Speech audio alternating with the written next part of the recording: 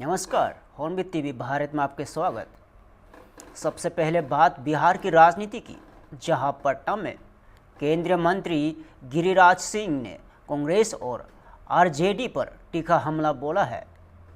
गिरिराज सिंह ने राहुल गांधी को निशाना पर लेते हुए कहा कि राहुल गांधी नकली गांधी परिवार के युवराज है, वो जिससे चाहे पार्टी में रखे, जिससे चाहे निकाल दे। ये लोकतांत्रिक दल नहीं है। यही नहीं, उन्होंने आरजेडी नेता तेजस्वी यादव पर भी तांच कसते हुए कहा कि तेजस्वी यादव लालू के युवराज है और राज्यसभा चुनाव को लेकर तेजस्वी यादव के संभावित दावेदारी पर गिरिराज ने कहा कि हमें मालूम हुआ है कि युवराज की जाना चाहते हैं और अब यहाँ से मन उब गया है। अच्छा है, लड़कर देख ले। गिरिराज सिंह ने इस बयान के बाद बिहार की राजनीति में बयानबाजी तेज हो गई है। अब देखना होगा कि इस पर कांग्रेस और आरजेडी की तरफ से क्या प्रतिक्रिया आती है। वो जिसे चाहे पार्टी में रखे, जिसे चाहे निकाल दे। तेजस्वी यादव लालू का युवराज है, लिमिटेड का सीईओ है, एमडी है, क्या है, जैसे प्राइवेट कंपनी में होता है। ये कोई लोकतांत्रिक दल तो है नहीं, लोकतांत्रिक दल नहीं है। जो लोग कांग्रेस में राहुल गांधी की चमचागिरी नहीं करेंगे, खड़गे जैसे बुजुर्ग राष्ट्रीय अध्यक्ष बेचारे सीताराम केसरी को याद करके वो कोई गलती नहीं करते, उन्हें भी सीताराम केसरी की तरह दल से निकलना पड़े। हाँ, हमें तो मालूम हुआ है कि युवराज ही जाना चाहते हैं। अब यहाँ से मन उब गया है, क्योंकि और अच्छा है, लड़के देख ले। इजरायल और ईरान के बीच बढ़ते तनाव का असर अब भारत में भी देखने को मिल रहा है। दिल्ली के इंदिरा गांधी इंटरनेशनल एयरपोर्ट पर सोमवार को भारी संख्या में फ्लाइट्स रद्द होने की यात्री घंटों तक फंसे रहे। दिल्ली एयरपोर्ट प्रशासन ने अपने आधिकारिक एक्स हैंडल पर ट्रैवल एडवाइजरी जारी करते हुए कहा कि मिडिल ईस्ट में बदलते राजनीतिक हालत की वजह से पश्चिम की ओर से जाने वाली अंतर्राष्ट्रीय उड़ानों के शेड्यूल में बदलाव हो रहा है। यात्रियों को सलाह दी गई है कि एयरपोर्ट आने से पहले अपनी अपनी एयरलाइंस से फ्लाइट का लेटेस्ट स्टेटस जरूर जांच ले। सूत्र के मुताबिक रविवार को ही दिल्ली एयरपोर्ट से कुल 100 उड़ानें रद्द की गई, जिसमें 60 डिपर्चर और 40 अराइवल शामिल है। और वेस्ट एशिया के कई देशों में एयर स्पेस बंद किए जाने के बाद यहां स्थिति बनी हुई है। फिलहाल एयरलाइंस वैकल्पिक रूट और नए शेड्यूल पर काम कर रही है, लेकिन यात्रियों को अभी भी असुविधा का सामना करना पड़ रहा है। I am doctor Rafia Khan. Gandhi जैसे कि जो आप कहाँ जा रहे थे और कौन सी फ्लाइट कैंसिल हुई, वो बताइए। एक्चुअली मेरे पेरेंट्स गए हैं अभी उम्रा के लिए। They have gone to Saudi Arabia for Umrah today and we have come here to drop them. वो अभी जस्ट अंदर गए हैं, सो हमने उन्हें सी ऑफ किया है। बाकी ये कि हमें कल तक की जो इन्फॉर्मेशन मिली है वो यही है कि सऊदी एयरलाइंस और एयर इंडिया ने अपनी सारी फ्लाइट्स ऑन शेड्यूल ये फ्लाइट्स उड़ाई हैं। और बाकी ये कि आज का भी जो हमें पता चला है वो यही है कि आज भी सारी फ्लाइट्स जो है सऊदी एयरलाइंस की वो ऑन टाइम है। My parents are going by Saudi airlines to Mecca. क्या परेशानी आ रही थी फ्लाइट से कैंसिल? बिल्कुल, फ्लाइट्स कैंसिल हो रही थी तो हमें डर भी था कहीं ना कहीं, क्योंकि Gulf is on fire today. So दिल में डर भी था क्योंकि पेरेंट्स जा रहे थे एक ऐसी जगह पे जो इस वक्त वॉर जोन में आ रही है। बट यही है कि और परेशानी भी काफ़ी हमने हुई है, क्योंकि एयरलाइन से कांटेक्ट करना और उनके कांटेक्ट में बार बार उनके बहुत मतलब दिक्कत आई एक्चुअली, क्योंकि ऑलरेडी बहुत सारे पैसेंजर्स की ये क्वेरीज थी। तो बहुत they were also overburdened with queries and बहुत कस्टमर्स थे जो परेशान थे. हम लोगों ने भी वही परेशानियां फेस करी हैं. बट ये in the end they were very courteous and they were very nice to us. उन्होंने हमें सब फ्लाइट्स की डिटेल्स जो थी हमें प्रॉपरली बताई और अभी भी हमारी जो फ्लाइट है वो ऑन टाइम है. हमें बिल्कुल करेक्ट इन्फॉर्मेशन दी गई. उसी के अकॉर्डिंग हम लोग एयरपोर्ट आए और हमने अब सी ऑफ किया. Okay, thank you so much. मेरा नाम मोहम्मद बदरुद्दीन है. जी, जो फ्लाइट कैंसिल हुई है आपकी कहाँ अभी से कहाँ मस्कत जाने वाली एयर इंडिया एक्सप्रेस जो है वो 10 बजे जानी थी, वो कैंसिल हुई है. और मुंबई से भी जैसे मैं ट्रैवल का काम करता हूँ मेरा कंटिन्यू, तो एयर इंडिया जो है वो मुंबई से थी, उसमें हमारे पैसेंजर जा रहे थे तकरीबन 32, वो कैंसिल हो गई है. और 28 तारीख को भी कैंसिल हुई, तो हमारे पैसेंजर जो है वो इंतज़ार में है. आज मुझे खुद जाना था, वो भी फ़्लाइट कैंसिल हो गई है. और इसका आगे का सही अपडेट नहीं मिल पा रहा है कि रीशेड्यूल कब करेंगे और कब हालात सुधरेंगे कि थोड़ा सा हम संभल पाएँ. क्या क्या परेशानी आ रही है आपको? परेशानी ये आ रही है कि लोग डरे हुए हैं. कुछ लोग जो गए हैं वहाँ जद्दा जाना चाह रहे थे, तो उनके परिजन यहाँ पे हैं, वो भी घबराए हुए हैं. और ये रमज़ान का महीना है, हमारे यहाँ से लोग जो है इबादत के लिए मक्का और मदीने जाते हैं. तो मिडिल ईस्ट में जो अभी तनाव चल रहा है उसकी वजह से उधर जाने वाली तकरीबन फ़्लाइटें कैंसिल हो रही है. एक सऊदी एयरलाइंस जो है अपने शेड्यूल पे चल रही है. Thank you. मिडिल ईस्ट में बढ़ते तनाव के बीच वैश्विक तेल बाजार में भी बड़ी हलचल देखने को मिल रहा है. और ईरान और अमेरिका के बीच बढ़ते सैन्य टकराव के बाद ब्रेंट क्रूड की कीमतों में लगभग 10% की तेज बढ़ोतरी दर्ज की गई है. ब्रेंट क्रूड की कीमत बढ़कर करीब $78 से 52 सेंट प्रति बैरल तक पहुंच गई है. बाजार विशेषज्ञों का मानना है कि क्षेत्र में बढ़ते जियोपॉलिटिकल रिस्क की वजह से निवेशकों की चिंता बढ़ी है, जिसका सीधा असर तेल की कीमतों पर पड़ा है.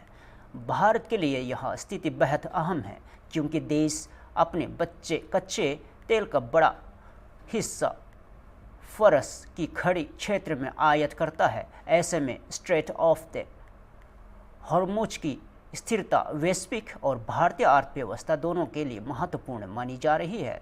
एनर्जी पॉलिसी एक्सपर्ट नरेंद्र तेनेजा ने कहा है कि अगले 7 से 10 दिनों में हालत कुछ स्थिर हो सकते हैं. हालांकि शॉर्ट टर्म में कच्चे तेल की कीमत $80 की प्रति बैरल तक पहुंच सकती है. अगर तनाव और बढ़ता है तो इसका असर पेट्रोल डीजल कीमतों में और महंगाई पर भी देखने को मिल सकता है. My sense is what the United States and Israel are trying to achieve are basically to trigger a kind of chain of events which will lead to regime change in Iran. That seems to be their main objective. And if you look what they have already achieved so far is that they have kind of, disabled and paralyzed a big part of their military establishment and the military infrastructure. And probably it will continue for another 4, 5, 6, 7 days. And then maybe these countries think that, look, they have achieved what they've set out to achieve, and then they will leave it to the people of Iran and leave it to the ground realities, all the, the chain of events to go for or to engineer whatever the kind of expectations they have. Now, the question is that, when you look at the retaliation by Iran, I mean, they have targeted, civilians, some like hotels in Dubai and some other places. But so far, Iran has not succeeded in any kind of real retaliation against Israel. They haven't succeeded. And the U.S., as far as the U.S. is concerned, U.S. naval assets are there in the region. So far, we haven't seen any evidence of attack by Iran against American naval assets in the Arabian Sea, or for that matter, anything against, the United States in other parts of the world. So my own sense is that, probably the way things are going and the fact that the top leadership of Iran is gone, the fact that, the chief of, Revolutionary Guards is gone. We understand even the chief of, intelligence chief is also gone. And we also hear that the topmost scientists who were responsible for the atomic program, they have also been killed.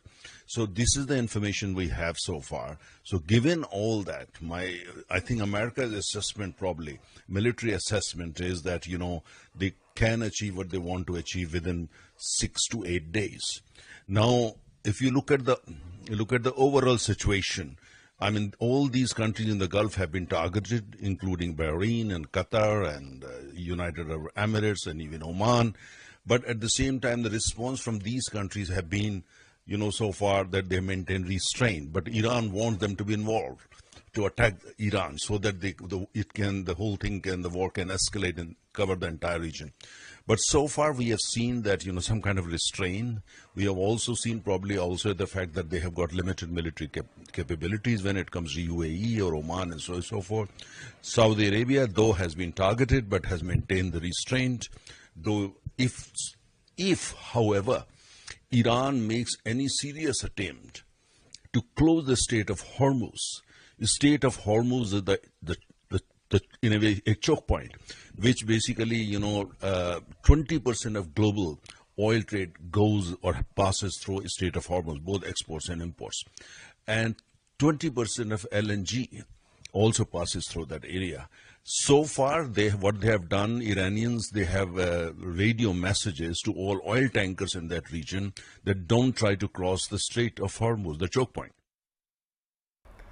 Tamil Nadu के तिरुचिरापल्ली शहर के दक्षिणी हिस्से में स्थित Panjapur lake ने इन दिनों में पक्षियों के लिए एक अहम ठिकाना बन गई है। यहाँ झील एक महत्वपूर्ण शहरी वेटलैंड के रूप में काम करती है, जहाँ माइग्रेटरी और रेजिडेंट दोनों तरह के पक्षी बड़ी संख्या में देखे जा रहे हैं। सर्दियों के मौजूदा मौसम में झील ने कई प्रजातियों को आकर्षित किया है, जिनमें कोमोरेंट, डर्टर इग्रेट और जेकेना, swamp pan, Asian ओपनविल crack, विटर्न, बटक, grip और नर्डन पिंटल शामिल है। इस बार एक खास दृश्य भी देखने को मिला है, जिस झील के भीतर पेड़ पौधों के बीच ग्रे बेगुले और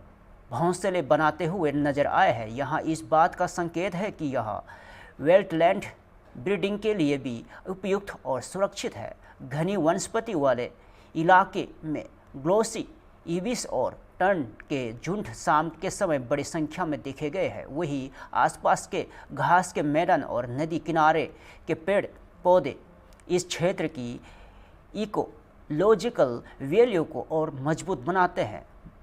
मुनिया, प्रीनिया और बरबलर और वेखतेल, रेड आउ, दावाथ और विनर्स जैसी छोटी चिड़ियों को भी सक्रिय रूप से भोजन तलाशते और घोंसले बनाते हुए दर्ज किया गया है। और तिरुचिरापल्ली के बिशप हाइबर कॉलेज के एनवायरनमेंटल साइंस विभाग ने डॉक्टर आर कर्नल, डॉक्टर ग्रिफिथ माइकल और एस हरीश सुंदर नेतृत्व के लगातार मॉनिटरिंग और डॉक्यूमेंटेशन किया है। और इस अध्ययन ने पंचपुरम झील के पारिस्थितिक महत्व को रेखांकित किया है।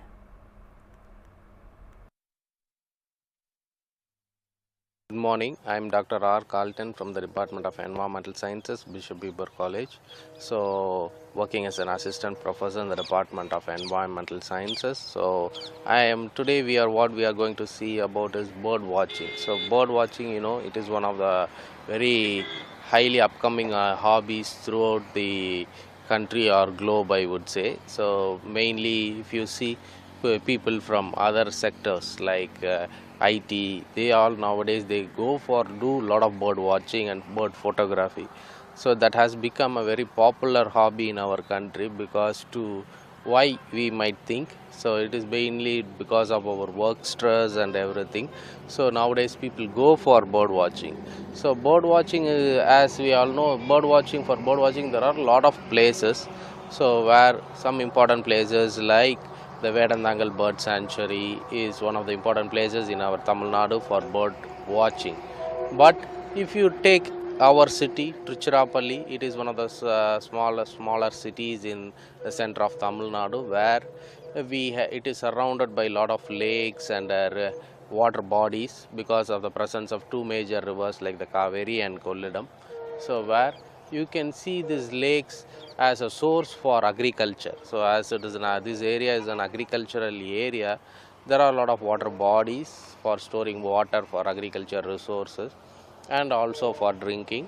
But here we have the Panjapur Lake, is one of the largest and larger lakes in the Tiruchirappalli city, where we have a lot of birds coming for or to feed and breed or even to rest in these areas. So we have recorded quite a few important birds like the bar-headed geese is in this area, and also Eurasian marsh harrier, which is one of the migratory raptors towards the southern India. And also we have recorded a lot of common birds which have been seen, and we have recorded in large numbers like ibis, herons, cormorants and so on. And also we have recently recorded the paddy field pipit, which has not been updated or recorded in Tiruchirappalli for the past 7 years. So way back, I think it was recorded in 2017, where now we use a lot of gadgets to record and identify the birds like the eBird and as well as the Merlin ID app. So the official record dates back to 2017, and also we have been with the help of students and my team, we have been doing a lot of bird watching in and around Tiruchirappalli, and these areas where a lot of people come for bird watching has been an influential area. Even today there are people doing a lot of bird watching in this area, because as it is closer to a highway and as well as having a lot of water resources.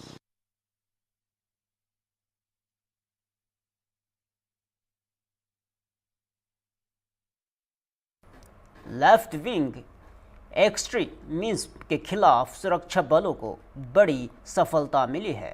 बैंट संगठन communist party of India की Orissa state committee से जुड़े 15 हथियारबंद नक्सलियों ने शनिवार को छत्तीसगढ़ के महासमुंद डिस्ट्रिक्ट में पुलिस के सामने आत्मसमर्पण कर दिया है। और महासमुंद एसपी कार्यालय में जारी बयान के मुताबिक सरेंडर करने वाले सभी कैडर उड़ीसा कमेटी के वेस्टर्न सब जोन के तहत बड़गढ़ बलांगीर महासमुंद यानी बीबीएम डिविजनल कमेटी के सक्रिय सदस्य थे। इन 15 से नक्सलियों में से 9 महिलाएं शामिल हैं। इन सभी पर मिलाकर कुल 73 लाख रुपए का इनाम घोषित किया था। सरेंडर करने वालों में स्टेट कमेटी मेंबर सुदर्शन उम्र 57 वर्ष भी शामिल है और जिसके सिर पर 25 लाख रुपए का इनाम था। इसके अलावा 2 डिविजनल कमेटी मेंबर पर 8-8 लाख रुपए, 5 एरिया कमेटी मेंबर पर 5-5 लाख रुपए और 7 पार्टी मेंबर पर 1-1 लाख रुपए के इनाम था। पुलिस अधिकारियों का कहना है कि सरकार की सरेंडर और पुनर्वास नीति के प्रभावित होकर इन नक्सलियों ने मुख्य धारा में लौटने का फैसला किया है।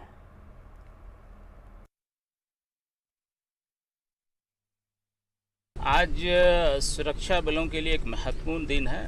न केवल सुरक्षा बलों के लिए एक बहुत बड़ी सफलता है, बल्कि जो शासन की जो शांति, विश्वास और विकास की नीति है उसका एक ज्वलंत उदाहरण है कि आज बड़गढ़, बलांगीर और महासमुंद डिवीजन के 15 सशस्त्र माओवादियों द्वारा समाज की मुख्यधारा में जुड़ने के उद्देश्य से आज महासमुंद पुलिस के समक्ष उनके द्वारा पुनर्वासित करने के लिए आगे आए हैं।